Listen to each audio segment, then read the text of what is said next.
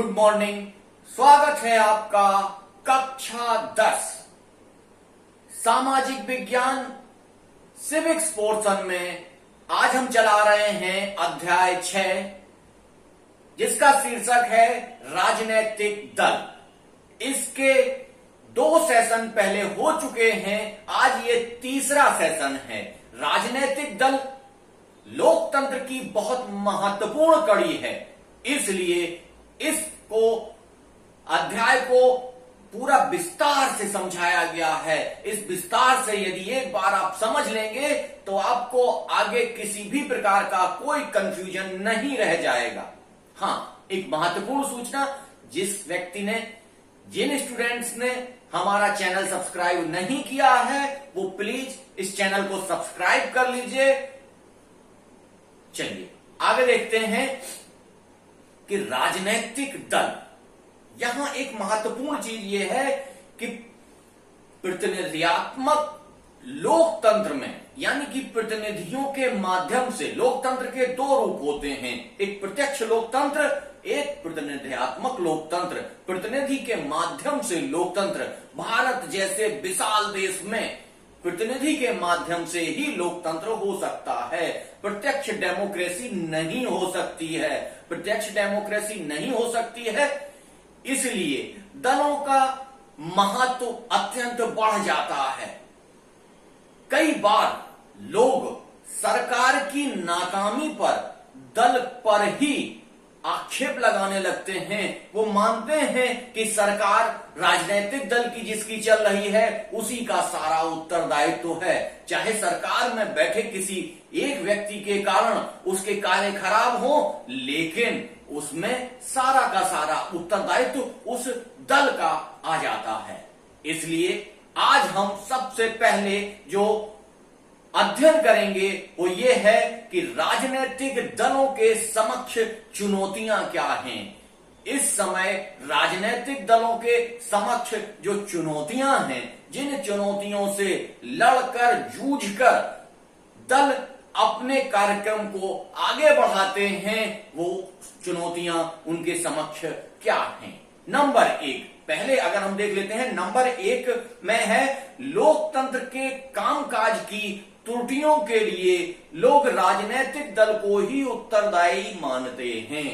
जैसा अभी हम आपको बता रहे थे कि जितने भी कार्य होते हैं, कार्यगत जो त्रुटियां होती हैं, उन सारी कार्यगत त्रुटियों को दल की त्रुटियां मान लिया जाता है, उस राजनीतिक दल की त्रुटियां मान लिया जाता है, जो कि इस लोकतंत्र में बहुत ही महत्वपूर्ण होता है। दल को अपनी छवि बचाने के लिए बहुत ही सकारात्मक भूमिका का निर्वहन करना पड़ता है, अपनी सरकार पर अंकुश रखना पड़ता है। यदि ऐसा अंकुश ना रखा जाए तो सारी की सारी कमियां उस दल की मानी जाती हैं और वो दल अगली बार प्रतिस्पर्धा के लिए बाहर हो जाता है। दूसरा जो सबसे महत्वपूर्ण है वो ये है कि पार्टी के अंदर लोकतंत्र का ना होना। आप देखिए बहुत सारी पार्टियां ऐसी हैं जहां पर लोकतंत्र दल के अंदर नहीं है, यानी कि दल में चुनाव नहीं होते हैं। दल का नेता एक प्रमुख नेता होता है, उसी नेता को बार बार चुन लिया जाता है, उसी नेता के प्रति लोग अपनी भक्ति जाहिर करते हैं। लेकिन ऐसा नहीं होता है कि लोग दल के प्रति अपनी भक्ति जाहिर करें। लोग नेता के प्रति अपनी भक्ति जाहिर करते हैं और नीचे के कार्यकर्ता को ऊपर पहुंचने का मौका नहीं मिलता है। ये वो बहुत बड़ी कमी है जिसके कारण राजनीतिक दलों को बहुत सारी समस्याओं का सामना करना पड़ता है। इसका अगला जो पॉइंट है वो बहुत ही महत्वपूर्ण है। क्या? वंशवाद। वंशवाद यानी कि ऐसी प्रक्रिया या ऐसी प्रणाली जिसमें लोग अपने सगे संबंधियों, जैसे मान लीजिए एक नेता बढ़ के ऊपर चला गया, उस दल में सर्वोच्च हो गया, वो सर्वोच्च नेता अपने भाई, भतीजे, बेटे, इन सबको ऊपर लाने के प्रयास में लगे रहते हैं और ये वंशवाद चलने लगता है। वो व्यक्ति जो सबसे पहले ऊपर पहुंचा वो तो उसके लिए योग्य था, लेकिन इसके बाद वाली जो उत्तरदायित्व वाले लोग आ रहे हैं वो उतने योग्य नहीं होते हैं, लेकिन वंशवाद के होने के नाते उन सबको वो पद मिलता चला जाता है और वो पद जिस व्यक्ति को मिलना चाहिए, जो व्यक्ति उसके योग्य है, उसे नहीं मिल पाता है। ये एक महत्वपूर्ण समस्या भारत में देखी जाती है। इसके रूप में आप देख सकते हैं कांग्रेस पार्टी में अध्यक्ष की भूमिका, समाजवादी पार्टी में अध्यक्ष की भूमिका, बहुजन समाज पार्टी में अध्यक्ष की भूमिका, ये सारी की सारी अध्यक्ष की भूमिकाएं जो हैं वो कहीं ना कहीं संदेह की दृष्टि की ओर ले जाती हैं और वो वंशवाद का पक्ष पोषण करती हैं। एक अगली समस्या और आती है दलों के समक्ष, जब दल इस लोकतंत्र में चुनाव लड़ते हैं तो उस चुनाव में बहुत सारे पैसे की आवश्यकता पड़ती है और वो पैसा दल कैसे जुटाएं। ये पैसा जुटाने के लिए दलों को कई बार अपराधी तत्वों को संरक्षण देना पड़ता है और ये अपराध पैसे का और अपराधी तत्वों का जो मेल जोल हो जाता है, ये राजनीति में भ्रष्टाचार का जन्म देता है, भ्रष्टाचार को जन्म देता है। ये भ्रष्टाचार युक्त जब राजनीति हो जाती है तो लोकतंत्र सशक्त नहीं हो पाता है, लोकतंत्र कमजोर होता चला जाता है। तब देखा जाता है कि राजनीतिक पृष्ठभूमि में अपराधी लोगों को रोका जाए और अपराधी और राजनेताओं का जो गठबंधन है उसको तोड़ा जाए। अगला जो आता है हमारे समक्ष वो है कि दलों के मध्य विकल्पहीनता की स्थिति।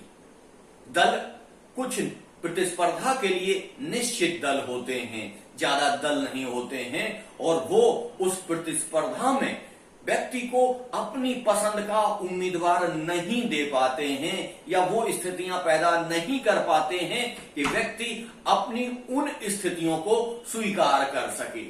ऐसी स्थिति में निश्चित तौर से दल कहीं ना कहीं अपने आप में संघर्ष कर रहे हैं। इन समस्याओं से निदान के लिए उनके निदान के लिए लगातार प्रयास कर रहे हैं, लेकिन सामाजिक परिस्थिति, सामाजिक ताना बाना इस तरीके से बना हुआ है कि वो ज्यादा इस स्थिति से उबर नहीं पा रहे। अब यहीं पे क्वेश्चन उत्पन्न होता है, क्वेश्चन उठता है कि दलों को में सुधार कैसे किया जा सकता है या दलों में सुधार क्यों आवश्यक है। चलिए इसको देख लेते हैं। इसमें पहले हम लोग देख लेते हैं कि समाज के स्तर पर इसमें क्या किया जा रहा है, राजनीतिक दलों के रूप में इसमें क्या किया जा रहा है, चुनाव आयोग के रूप में इसमें क्या किया जा रहा है और सबसे ज्यादा संसद के द्वारा इसमें क्या किया जा रहा है।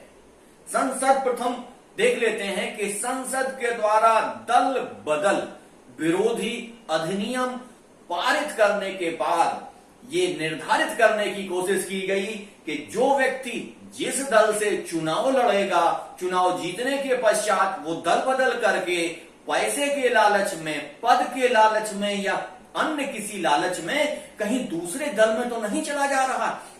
यदि ऐसा वो करता है तो उसे अपनी सदस्यता से हाथ धोना पड़ता है। ऐसी स्थिति में संसद के द्वारा ये बहुत ही कड़ा और सशक्त कानून बनाया गया, लेकिन इस कानून में भी खामियां लोग ढूंढ लेते हैं। कुछ स्थितियां बन जाती हैं जो आप देख रहे हैं। लगातार मध्य प्रदेश में भी ऐसी स्थितियां बनी हुई रही इस समय, और मध्य प्रदेश में सरकार गिर गई, लेकिन राजस्थान में इस समय वो स्थितियां बनी हुई हैं। तो लोग चुनाव जीतने के पश्चात भी अपने दल के साथ न रहकर अपनी आस्था पैसे और पद के लालच में कहीं दूसरे दल के समक्ष प्रस्तुत करने लगते हैं। ऐसी स्थितियों में निश्चित तौर से एक सामाजिक ताना बाना बुनना चाहिए, जिससे कि यदि वो अपना दल छोड़कर कहीं दूसरी जगह जाते हैं तो पुनः जनता उनको ना चुने। चलिए, इसके बाद हम देखते हैं कि उच्चतम न्यायालय ने, पहले हमने देखा कि संसद ने इसमें क्या किया, अब हम देखते हैं कि न्यायालय के माध्यम से क्या हो रहा है। उच्चतम न्यायालय ने पैसे और अपराधियों का प्रभाव कम करने के लिए उम्मीदवारों को शपथ पत्र देना होता है कि वो उनके पास कितनी संपत्ति है, अपनी संपत्ति का ब्यौरा देना पड़ता है। चुनाव लड़ते समय अपनी संपत्ति का ब्यौरा वो सरकार के समक्ष, चुनाव आयोग के समक्ष रखते हैं और पुनः 5 वर्ष बाद उन्हें अपनी संपत्ति का ब्यौरा दोबारा देना पड़ता है। इससे एक नियंत्रण स्थापित होता है कि आप 5 साल में उससे ज्यादा पैसा नहीं कमा सकते हैं। यदि आप कमाते हैं तो आप भ्रष्टाचार के दायरे में माने जाएंगे। तो पहला हुआ संसद के द्वारा राजनीतिक दलों या राजनीतिक दलों के आचरण पर अंकुश लगाने के लिए क्या प्रयास किया गया। दूसरा है कि उच्चतम न्यायालय द्वारा क्या प्रयास किया गया। अब तीसरा हम लोग चलते हैं कि चुनाव आयोग ने इसमें क्या किया। चुनाव आयोग ने एक आदेश जारी करके संगठनात्मक चुनाव कराने के लिए तथा आईटीआर भरने के लिए कहा है।